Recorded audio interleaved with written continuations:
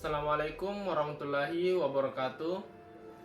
Perkenalkan, nama saya Muhammad Rifki Herman dengan NIM 742 352 024 098. Program studi Hukum Tata Negara kelompok 4. Adapun nama dosen pengampu yaitu Bapak Arianto Ardiansyah, SIP, MSI.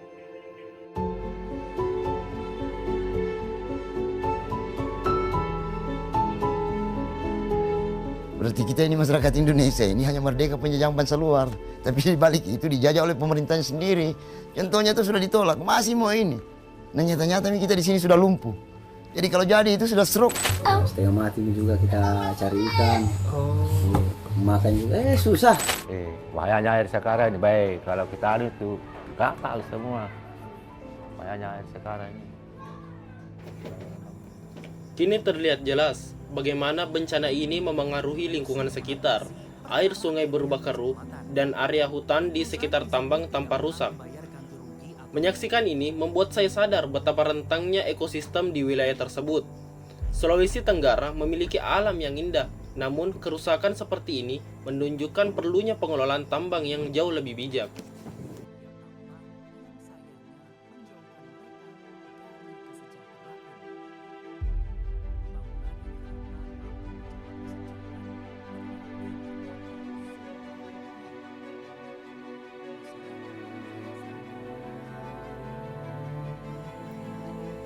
Dari awal videonya saja, kondisinya sangat memprihatinkan.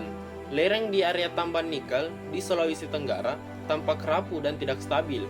Dari sudut kamera saja sudah jelas bahwa wilayah ini rentan sekali mengalami longsor. Saya hanya bisa berharap semoga para pekerja dalam keadaan aman.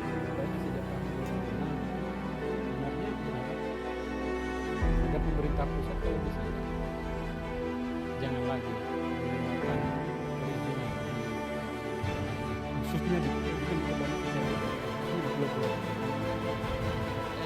dari awal kan kami menolak beberapa tambahkan jelas ini kabarnya masuk kategori pulau yang tidak boleh ditambah. Palu, Camarines Selatan, pengalaman gatal-gatal bisa berjalan hingga berbulan-bulan. Keadaan bertambah buruk kala mereka kesusahan menebus obat lantaran ekonomi yang ada. Kalau adanya berapa lama buat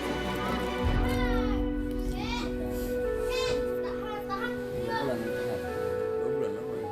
Itu sampai mengelupas gitu atau sampai lepas kulitnya atau karena digaruk gitu? Iya, enak dia kalau digaruk. Berobatnya kemana aja bu itu? Pak dibawa berobat kemana? Pakai aja, pakai apa aja?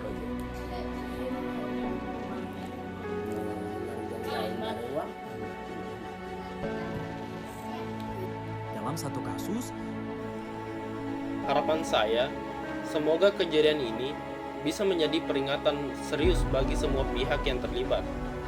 Keselamatan pekerja harus menjadi prioritas, dan lingkungan perlu dijaga dengan sungguh-sungguh. Reaksi saya setelah menonton video ini sederhana. Bencana seperti ini seharusnya bisa dicegah dengan pengawasan dan standar yang lebih ketat. Semoga ke depan ada perubahan nyata agar hal serupa tidak terjadi lagi. Jangan sampai cuman karena keserakahan semata kita merusak tanah nenek moyang kita sendiri. Banyak pelajaran yang bisa kita ambil dari video yang kita lihat barusan.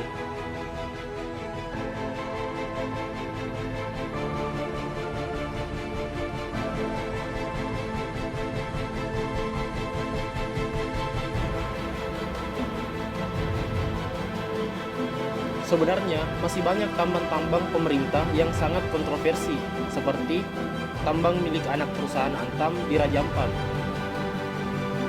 Destinasi wisata yang sangat terkenal sampai mancanegara kini tengah digerus oleh perusahaan yang mengklaim dirinya ramah lingkungan dan melakukan reboisasi.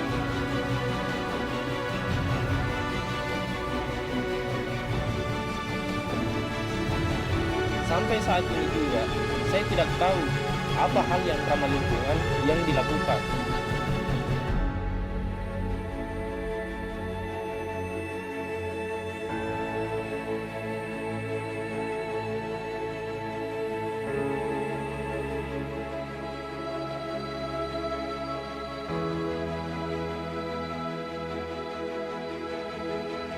Kita hanya dapat melihat surga dunia sedang dirusak oleh tangan-tangan yang hanya ingin keuntungan semata dan tidak berpikir dampak lingkungan yang diakibatkan aktivitas penambangan itu sendiri.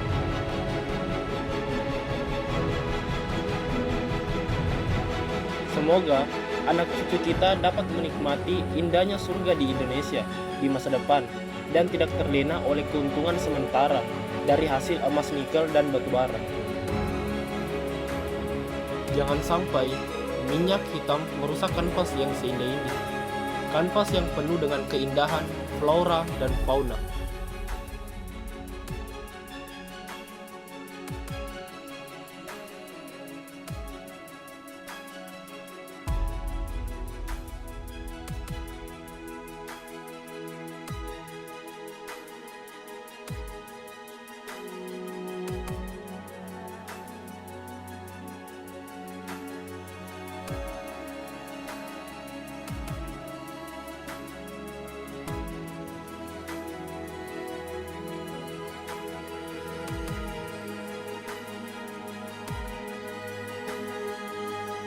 Terima kasih telah menemani saya mereaction video ini. Dan maaf bila ada salah-salah kata. Saya Muhammad Rifki Herman selaku anggota kelompok 4 pamit undur diri. Wassalamualaikum warahmatullahi wabarakatuh.